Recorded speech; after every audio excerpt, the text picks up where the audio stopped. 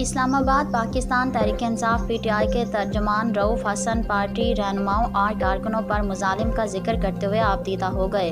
جویا news net work plus کے اسلام آباد سے نمائندے مناج الحسن کی رپورٹ کے مطابق پی ٹی آئی کے مرکزی ترجمان رؤف حسن نے میڈیا سے گفتگو کرتے ہوئے کہا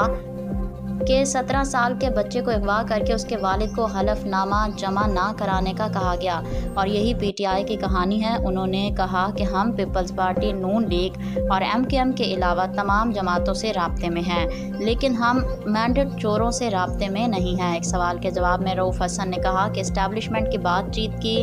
ہماری پارٹی پالیسی بانی پی ٹی آئی بھی یہی چاہتے ہیں، لیکن ابھی تک اسٹیبلشمنٹ کی جانب سے کوئی موومنٹ نہیں ہوئی۔ انہوں نے مزید کہا کہ پہلے ہم کہہ رہے تھے کہ مینڈیٹ واپس کیا جائے، اب ہماری پالیسی تبدیل ہوئی ہے، ہم کہہ رہے ہیں کہ یا تو مینڈیٹ واپس کریں یا پھر الیکشن کرائیں۔